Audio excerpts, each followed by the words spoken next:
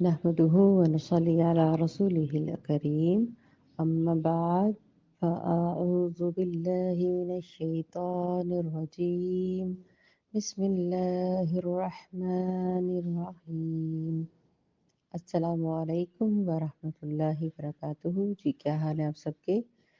الحمدللہ۔ سورۃ البقرہ کی آیت نمبر 9 کو آج دیکھیں گے۔ جیسا کہ ہم مسلسل پڑھ رہے ہیں، اب ذکر ان لوگوں کا جو مسلمانوں کے دائرے میں تو تھے، ایمان کے اندر داخل ہو چکے تھے، لیکن ایمانیات ان میں موجود نہیں تھی، جن کا ذکر ہم نے تھوڑا سا کل پڑھا کہ ختم اللہ تعالیٰ نے ان کے دلوں میں بیسیکلی مہر ہی لگا دی ہے، جو ایکسیپٹ کرنے کو تیار ہی نہیں ہے۔ ٹھیک ہے،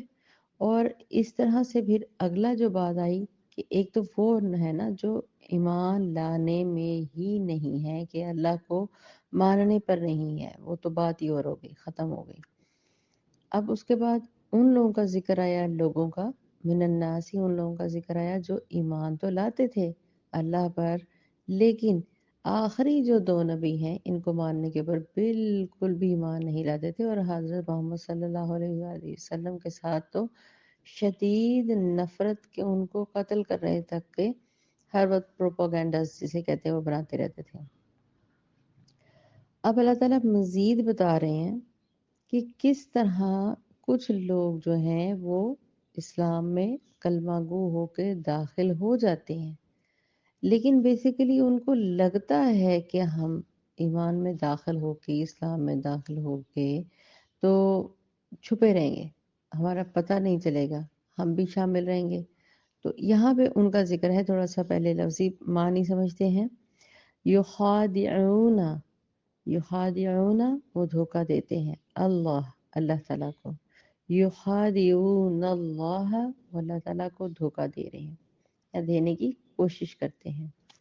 والذین آمنوا، اور کن لوگوں کو؟ جو ایمان لائے ہوئے ہوتے ہیں، جن کے دلوں نے ایمان کو قبول کر لیا ہوتا ہے، یا ان کو دھوکہ دینے کی بھی وہ کوشش کرتے ہیں۔ تفسیر سے جانیں گے کیسے انشاءاللہ۔ وما، اور حالانکہ میں نے کل بھی ذکر کیا تھا، جب میم الف با درمیان میں آئے تو وہ نہیں کے معاملے میں آتا ہے، حالانکہ ہرگز نہیں، اس طرح سے۔ وما یخدعون، اور حالانکہ نہیں وہ دھوکہ دے رہے ہوتے، کسے؟ الا، سوائے، انفسہم، ان، اپنی جانوں کے، اپنے نفسوں کو، اپنے ذہنی خواہشوں کو، اپنی طبیعت کو، اپنے ہی ذات کو بیسیکلی وہ دھوکہ دے رہے ہوتے ہیں۔ الا انفسہم، وہ اپنی ہی جانوں کو کیا دے رہے ہوتے ہیں؟ دھوکہ۔ وما یشعرون، اور نہیں وہ شعور رکھتے، سمجھ،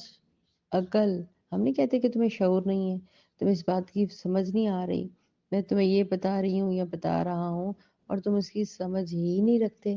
اس کو، معنی کو، علم کو، اس کو حاصل ہی نہیں کر رہے کہ اللہ تعالیٰ یا ہم یا کوئی بھی بات جب بات کر رہے ہوتے ہیں تو سمجھا رہے ہوتے ہیں کسی کو، تو اس کو اس کے سمجھ ہی نہیں آ رہی ہوتی۔ جب بچہ چھوٹا ہوتا ہے، مائیں اس کو بچاتی ہیں کہ چولہے کے پاس نہ ہو جب میں کام کر رہی ہوں، آئل کے پاس نہ ہو میں کام کر رہی ہوں، کیونکہ بچہ ہے نا، اس کو شعور نہیں ہے، کیونکہ وہ ابھی ایج اس کی کم ہے۔ کچھ بڑے بچے یا بڑے لوگ بھی لاشعوری میں اپنے ہاتھ جلا لیتے ہیں، شعور ہے، آگ کا پتہ ہے، لیکن اپنی کچھ غلطیوں کی وجہ سے انہیں لگتا ہے کہ کام ہم تو ٹھیک کر رہے ہیں، لیکن اپنی ہی تھوڑی سی لاپرواہی کی وجہ سے وہ اپنا کام خراب کر لیتے ہیں۔ چلیں یہ تو ہو گئی دنیاوی مثال، لیکن شعور اور لاشعور ہونے کا ایج سے بہت تعلق ہے۔ جب آپ بڑے ہو جاتے ہیں، پھر آپ کو بچانے والا، یا آپ اپنے اندر جو اپنے ہی دماغ کے اندر اپنے ہی جو اپنے فضول چیزوں کو بٹھا لیا ہوتا ہے، اب ان کے اوپر بات اثر نہیں کرتی، آپ ان کو سمجھائیں، آپ ان کو نہ سمجھائیں، وہ سواؤن انذرتہم، ان کو کوئی فرق نہیں پڑتا۔ اب یہاں پہ جو بات ہو رہی ہے، خدا نہ خواستہ توبہ استغفار، دیکھیں کس طرح کے لوگ تھے جب نبی کریم صلی اللہ علیہ وسلم نے دین کی دعوت دی، دین کا ہر طرف پرچار ہو گیا، لوگ جوگ در جوگ مسلمان ہونے لگ پڑے، ڈھیروں ڈھیر مسلمانوں ادھر لائن میں آنے لگ پڑے، ان کو جنہوں نے تو حق جان لیا، پہچان لیا، جو میں ہمیشہ کہتی ہوں سلیم الفطر طبیعت کے لوگ تھے، وہ تو فوراً سے پہلے دین کو قبول کیا اور بسم اللہ کہتے ہوئے داخل ہو گئے۔ لیکن کچھ لوگ جن کے دلوں میں ابھی بھی نبی اکرم صلی اللہ علیہ وسلم کے بارے میں کراہت تھی، نہیں مانتا تھا، لیکن وہ کیا کر رہے تھے؟ دنیاوی معاملات کو مد نظر رکھتے ہوئے ایمان میں داخل ہو چکے تھے، تو ان کا اب ذکر ہے کہ یخادعون اللہ والذین آمنوا، وہ دھوکہ دیتے ہیں، کسے دھوکہ دینے کی کوشش کر رہے ہیں؟ اللہ تعالیٰ کو اور ایمان والوں کو۔ اب دیکھیں ایمان والوں میں اور مسلمانوں میں آپ کو فرق سمجھ آئے گا ایزیلی۔ بیسیکلی یخادعون اللہ کے وہ دھوکہ دینے کی کوشش کر رہے ہیں نا، تو کوششیں یہ نا، انسان دنیا میں کوششیں کرتا ہے لیکن اپنی آخرت کو جب ذہن میں نہیں رکھتا تو وہ کوششیں ساری بیکار جاتی ہیں۔ جس کو آخرت پر یقین ہوگا کہ میں نے اللہ سے ملاقات کرنی ہے، آپ یقین کریں وہ کوشش سوچ سمجھ کے کرے گا، جو بھی کرے گا۔ تو آئیں جی آیت کی طرف آتے ہیں، وَمَا يَخْدَعُونَ إِلَّا أَنفُسَهُمْ، وہ دھوکہ دیتے ہیں اللہ کو اور ایمان والوں کو، اور وَمَا يَخْدَعُونَ، اور نہیں وہ دھوکہ دے رہے مگر کسے؟ اپنے نفس کو۔ دیکھیں یہ بات یہاں پہ یقینی طور پر سمجھنے کی ہے کہ اپنے آپ کو تو دھوکہ دے رہے ہیں، لیکن یہ اللہ اور اس کے رسول اور اہل ایمان والوں کو دھوکہ نہیں دے سکتے، کیونکہ وہ اپنے جانوں پہ بیسیکلی دھوکہ دے رہے ہیں۔ سورۃ النساء کی آیت نمبر 142 میں منافقین کے بارے میں یہی بات بڑی ڈیٹیل کے ساتھ آئی ہے۔ سورۃ نساء کی جو آیت میں بتائی ہے، ان المنافقین یخادعون اللہ وہو خادعهم، یقیناً منافقین اللہ کو دھوکہ دینے کی کوشش کر رہے ہیں۔ دیکھیں یہاں پہ کوشش کا لفظ ہے، حالانکہ اللہ ہی انہیں دھوکے میں ڈال دیتا ہے کہ ہاں ہاں تم شاید ٹھیک، اپنے پلانس تم نے بڑے پکے بنائے ہوئے ہیں، ٹھیک ہے تم صحیح کر رہے ہو، حالانکہ وہ اللہ کو دھوکہ دینے کی کوشش کر رہے ہوتے ہیں یار۔ کیوں؟ وما یشعرون، انہیں اس چیز کا شعور ہی نہیں ہے نا، سمجھ ہی نہیں ہے۔ دیکھیں یہ بات اچھی طرح سے نوٹ کر لیجئے کہ منافقین کی بھی اکثریت وہ تھی جنہیں اپنے نفاق کا شعور ہی نہیں تھا، اپنی منافقیت کا شعور ہی نہیں تھا۔ وہ اپنے تئیں خود کو مسلمان سمجھتے تھے، محمد صلی اللہ علیہ وسلم کے پاس جا کے ان کی محفلوں میں، مجلسوں میں بہت ذوق اور شوق سے ان کی باتیں سنتے تھے، صحابہ کرام سے ایسے جھک کر بڑے پیار سے محبت سے باتیں کرنا، اظہار کرنا، سارا کچھ کرتے تھے، لیکن وہ محمد صلی اللہ علیہ وسلم کے بارے میں کہتے تھے کہ انہیں خواہ مخواہ وہ کہتے تھے کہ انہیں نبی کرم صلی اللہ علیہ وسلم کے ان کو اپنی طرف سے خود ہی مشورہ دے رہے ہوتے تھے، ارد گرد کے لوگوں کے ساتھ کھڑے ہو کے باتیں کرتے تھے کہ اہل مکہ کے ساتھ لڑائی مول لے لی آپ صلی اللہ علیہ وسلم نے، خواہ مخواہ انہوں نے ایسا کیوں کیا؟ اس کی کیا ضرورت تھی؟ ہمیں امن کے ساتھ رہنے دینا چاہیے تھا، ہمیں امن اور آتشی کے ساتھ ماحول میں ان سے بات کرنی چاہیے تھی، بہت سکون کے ساتھ۔ وہ سمجھتے تھے کہ ہم خیر خواہ ہیں، ٹھیک ہے، بنتے تھے نا، ہم بھلی بات کہہ رہے ہیں، ہم تو لڑائی جھگڑے کی باتیں نہیں کر رہے ہیں، محمد صلی اللہ علیہ وسلم تو ہمیشہ جنگ کی بات کرتے ہیں، جہاد کی بات کرتے ہیں، اپنا مال خرچ کرنے کی بات کرتے ہیں، تو ہم تو بڑے بھلے بھلے سے لوگ ہیں، ہم تو کچھ بھی نہیں کہتے ہیں، ہم نہ جنگیں کی باتیں کرتے ہیں، نہ ہم جہاد کی بات کرتے ہیں، نہ ہم اب کہتے ہیں کہ اپنا مال شال خرچ کرو، جبکہ یہ بے وقوف لوگ ہیں، ٹھیک ہے۔ کون سے جو اس طرح کے مشورے دیکھتے نہیں کہ کس سے ٹکرا رہے ہیں، ان کو پتہ ہی نہیں ہے کہ وہ کس سے ٹکرا رہے ہیں۔ دیکھیں بات وہ کس قدر پیار سے، محبت سے، ایک ایسی بات، اپنی باتوں کو گول گول باتوں میں لپیٹتے تھے کہ نبی اکرم صلی اللہ علیہ وسلم اہل مکہ کے ساتھ انہوں نے بلا وجہ کی جو لڑائی مول لے لی ہے، یا یہ کہتے ہیں کہ جہاد کرو، لڑائی کرو، غزوے میں شامل ہو، ان کے ہاتھوں میں تو اسلحہ بھی نہیں ہے، اور ان کے جوش اور ان کے ولولے آسمان پر ہیں، ان کے پاس تو کوئی ہتھیار ہی پورے نہیں ہیں لڑائی کرنے کے لیے۔ جو جا رہے ہیں یہ لوگ، جو مکہ فتح مکہ کا واقعہ ہے، تو جا رہے ہیں، تو چنانچہ یہ تو بیوقوف ہیں۔ یہ وہ منافقین کا ذکر ہو رہا ہے جن کا ذکر یہ ہے کہ وما یخدعون، وہ کیا کر رہے ہیں، دھوکہ دیتے ہیں اللہ کو اور اللہ کے رسول کو۔ ارد گرد کھڑے ہو کے نا محفلوں میں، جب نبی اکرم صلی اللہ علیہ وسلم کی مجلس سے اٹھ کے آتے تو وہاں پہ تو بڑا سر ہلا کے کہتے جی ہاں جی ہاں جی ہاں۔ جیسے ہی اس محفل سے اٹھ کے باہر کو آتے، ارد گرد جاتے، تو وہ پھر ساتھ ساتھ کیا بولتے کہ یہ دیکھیں آپ صلی اللہ علیہ وسلم تو اس طرح کر رہے ہیں، یہ محمد صلی اللہ علیہ وسلم تو ہمیں لڑائی پہ ڈال رہے ہیں، یہ اسلحہ بھی نہیں ہے مکمل پورا، جہاد کی بات کرتے ہیں، یہ کہتے ہیں اس طریقے سے ساتھ ہوں، اپنے بچے، اپنے جوان بچے جو ہیں وہ اسپیشلی ان کو ٹرین کریں، ان کو آگے سے ٹریننگ دیں، ہمارے ساتھ لے کے جائیں۔ بیسیکلی کیا ہے، وہ سمجھتے تھے کہ ہم تو بڑے مخلص ہیں۔ یہ ہے منافق کی نشانی،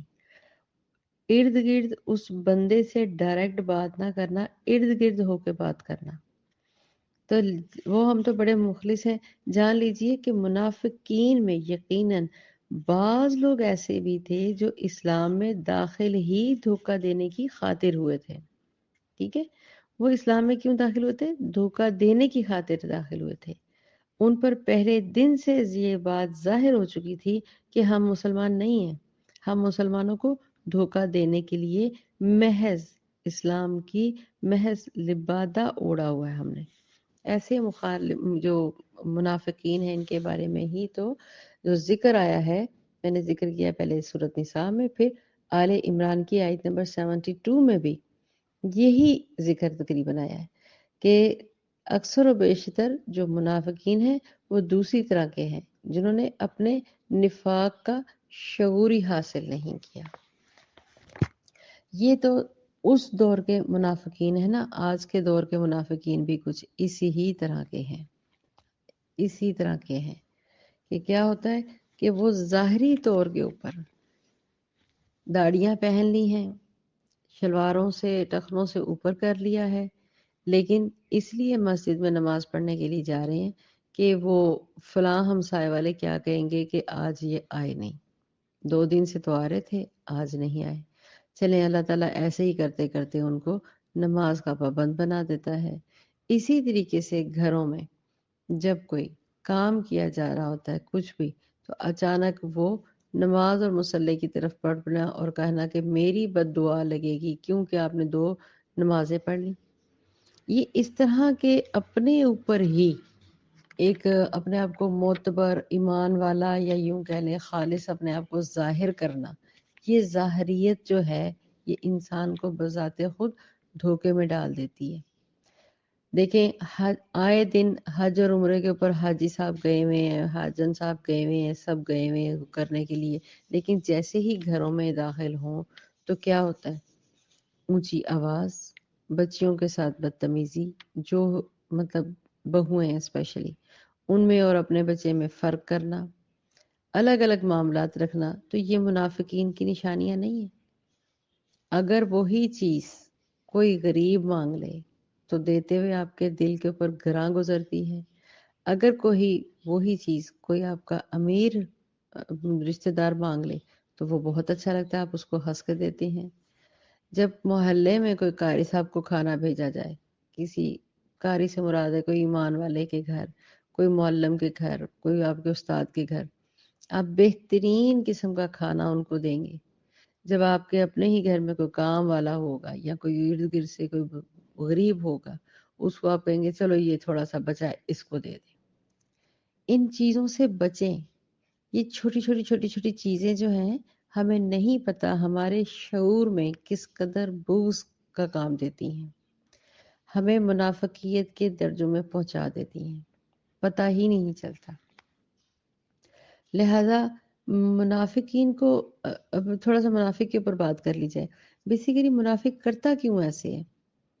مطلب انسان اس طرح کی حرکت کرتا کیوں ہے؟ 2 باتیں ذہن میں رکھیں، بلکہ 2-3 باتیں ہیں۔ منافق کو پہلے یہ ہوتا ہے کہ میں اس طرح کی باتیں کروں گا، جنگ میں حصہ نہیں لوں گا، جیسے وہاں کے مسلمان کرتے تھے جب آپ صلی اللہ علیہ وسلم نے دین کی دعوت دی، تو وہ کیا کرتے تھے کہ ہمیں کہیں پہ جنگ پہ جانے کے لیے نبی کریم صلی اللہ علیہ وسلم ہمیں کہہ نہ دیں، وہ چھپ کے جو دوسرے لوگ جا رہے ہوتے تھے ان کو بھی ورگلاتے تھے کہ وہ ہماری باتوں میں آ جائیں، تو جنگ کے ہمارے اندر ہمیں حصہ نہ لینا پڑے، ہمیں اپنی جان کا نذرانہ نہ پیش کرنا پڑے، جبکہ جہاد سے بڑی فضیلت کوئی نہیں۔ منافق کی ایک نشانی۔ دوسرا، اس کو لگتا ہے کہ میں اگر جنگ میں یا اس ساتھ قتل ہو گیا تو پھر میرے پیچھے کیا ہوگا، اسے لگتا ہے کہ وہ دنیا میں جو سزائیں ہیں اس کو نہیں ملیں گی۔ وہ کس طرح؟ جب وہ شامل ہی نہیں ہوگا کسی کام میں، وہ ان چیزوں کے اندر داخل ہی نہیں ہوگا، اوپر سے اللہ اللہ مال جپتے رہنا، ہر چیز کا اللہ اللہ کرتے رہنا، لیکن اصل میں جب کہا جائے اس تحریک میں شامل ہوں، اس کام کے لیے اس چیز کو بڑھائیں، اس کی دعوت دیں، حکومت تک پہنچے، ان سے کہیں اسلامی معاشرے کی جو اصلی جو روشنی ہے وہ یہ ہے، یہ ختم کریں، اپنے اداروں کے اندر پھیلے ہوئے اس رشوت والے کام کو روکیں، اپنی پولیس کو جا کے ان کو کہیں کہ اس کو منع کرے، حکومت کو ٹھیک کرے، تو کیا ہوگا؟ سب اس کے خلاف ہو جائیں گے، اسی کا کام نہیں ہوگا، باقی سب کے کام ہوتے رہیں گے، اسی کی ساری چیزیں بند ہو جائیں گی، جو جہاد کرتا ہے اسی کے لیے سب اس کے خلاف الٹا کھڑے ہو جاتے ہیں نا، اس کے حق میں تو کم لوگ کھڑے ہوتے ہیں، لیکن وہ منافق نہیں ہوتا۔ منافق کیا کرتا ہے؟ وہ چپ کے بس سنتا ہے اور سن کر اس بات کو اگنور کرتا ہے، ادھر سے سنا دوسرے کان سے نکال دیا، ادھر سے سنا دوسرے کان سے نکال دیا، کیونکہ اس کو دنیا اس کے اوپر حاوی ہوتی ہے، دنیا کی ہوب اس کے اوپر ہوتی ہے کہ میں نے ایسا کیا ہو تو یہ ہو جائے گا، اگر میں نے ایسا کیا تو میرا مال چلا جائے گا، ایسا کیا تو میری جان چلی جائے گی، ایسا کیا تو مجھے دنیا کے تحفے تحائف یا دنیا کی نظروں میں جو مجھے عزت مل رہی ہے وقتی طور پر، وہ میری عزت کم ہو جائے گی، گھٹ جائے گی۔ سورۃ نساء کی آیت نمبر 142 کے اندر دیکھیں، میں اس کا تھوڑا سا ترجمہ پڑھتی ہوں۔ بسم اللہ الرحمن الرحیم۔ بلا شبہ منافق اللہ کو دھوکہ دیتے ہیں، حالانکہ وہ انہیں دھوکہ دینے والا ہے اللہ تعالیٰ، اور جب وہ نماز میں کھڑے ہوتے ہیں تو سست ہو کر کھڑے ہوتے ہیں، وہ لوگوں کو دکھاتے ہیں، اللہ تعالیٰ کو یاد نہیں کرتے مگر بہت ہی کم ہیں۔ سورۃ النساء کی آیت نمبر 142۔ اب دیکھیں، جہاں پہ اللہ تعالیٰ نے یہ بات کلیئر کر دی ہے کہ وہ دنیا کے سامنے تو کھڑے ہوتے ہیں، اپنے مسلوں پہ قائم کرتے ہیں نمازوں کو، لیکن بہت کم ہیں، یہ نہیں کہ سبھی طرح سے ہیں، سب نہیں ہیں، بہت کم لوگ ہیں جو دین پر ہیں، جو اصل حق پر ہیں، جو سچ پر ہیں۔ اسی لیے تو مسلمانوں کی جو اکثریت ہے اس کو آٹے میں نمک کے برابر کہا گیا ہے، کیونکہ اصل میں زیادہ تر لوگوں کا، اب تو ہم سب جانتے ہیں، کھلی آنکھوں سے جانتے ہیں کہ کیا چل رہا ہے معاشرے میں، تو منافق جو ہوتا ہے وہ دین کے ساتھ بیسیکلی دین کے ساتھ وہ ظاہری رشتہ رکھتا ہے، اور حقیقی وفاداریاں کیا کرتا ہے؟ دنیاوی مفادات کے ساتھ رکھتا ہے۔ اسی طرح وہ محسوس کرتا ہے کہ میری دنیا بھی محفوظ رہے گی اور آخرت بھی محفوظ رہے گی، حالانکہ اس کی دنیا محفوظ ضرور ہو سکتی ہے اس طرح کی چلاکیوں سے، آخرت محفوظ نہیں ہوتی۔ مثلا ایک انسان اپنی ساری صلاحیتیں، سارا مال دنیا کی خاطر لگاتا ہو، بار بار لگاتا رہا ہو، لیکن دنیا کو دکھانے کے لیے وہ کسی غریب کی مدد کرے اور پھر تصویر کھنچوائے کہ ہاں ہاں میں نے اس غریب کو اتنے تھیلے راشن اور یہ وہ دیا، تو یہ تو دنیا کی تعریف ہوئی، دھوکا ہوا، دنیا کی خاطر اس نے عزت کمائی، آخرت میں تو نہیں۔ اندر سے تو وہ نہیں چاہ رہا تھا، اندر سے تو دل اس کا گھٹ رہا ہے کہ میرا مال کم ہو رہا ہے۔ لیکن دیندار جو ہوتے ہیں وہ شہرت سے بچتے ہیں، جو اصل دیندار ہوتے ہیں حقیقت میں دل ان کے اندر ایمان گہرا کر چکا ہوتا ہے، وہ نہ کسی کو کچھ کہتے ہیں، نہ فالتو بات کرتے ہیں، حق کی خاطر فوراً اٹھ کر بات کرتے ہیں، لیکن ویسے دنیاوی معاملات میں وہ اس طرح نہیں کرتے، وہ اللہ کے سپرد ہر بات کو کرتے ہیں اور اللہ ہی کی اوپر ہر ایک چیز کو توکل کرتے ہیں۔ تو یہاں پہ جو منافقین کا ذکر ہے وہ بہت کلیئر ہے کہ وہ شعور نہیں رکھتے، وما یشعرون، وہ سمجھتے نہیں۔ اس سے مراد ہے کہ وہ نہیں جانتے کہ ان کے دھوکے کے جو انجام ہے وہ انہی پر ہی عائد ہونے والا ہے، یعنی اللہ کا عذاب، اللہ کا قہر آخرت میں انہی پر اترے گا۔ دنیا حاصل کر لینا کمال نہیں ہے، کمال یا کامیاب انسان وہ ہے جس نے آخرت کو کامیاب کیا، جس نے جنت حاصل کی، نماز کے ذریعے، حقوق العباد کے ذریعے، حقوق اللہ کے ذریعے۔ تو لہٰذا اپنے آپ کو آپ بھی دھوکوں سے بچائیں۔ اس طرح کے جو ذہن میں ہمارے وہم پل جاتے ہیں کہ اس طرح کرنے سے وقتی طور پہ دنیا یا دنیا کی محبت حاصل ہو سکتی ہے، شہرت حاصل ہو سکتی ہے، واہ واہ حاصل ہو سکتی ہے، لیکن آخرت حاصل نہیں ہو سکتی۔ لیکن اسی طریقے سے اللہ تعالیٰ کیا فرماتے ہیں، ان کو اس چیز کا شعور ہی نہیں ہے کہ اللہ ان کو مزید دنیا کی محبت دیتا چلا جاتا ہے اور وہ آخرت کی محبت سے بالکل ہی فارغ ہو جاتے ہیں اور ان کو پتہ بھی نہیں چلتا۔ یہ دنیا کا رنگ بہت تیزی سے چڑھتا ہے، اور آخرت کے معاملے میں ہم آپ صلی اللہ علیہ وآلہ وسلم کی اگر نقش قدم پر چلیں تو پھر کامیابی جنت ہے، جو اصل کامیابی ہے۔ اللہ تعالی ہمیں عمل کی توفیق عطا فرمائے، آمین ثم آمین، وآخر دعوانا ان الحمد للہ رب العالمین۔ السلام علیکم ورحمۃ اللہ وبرکاتہ۔ سبحانک اللہم وبحمدک، اشہد ان لا الہ الا انت، استغفرک واتوب الیک۔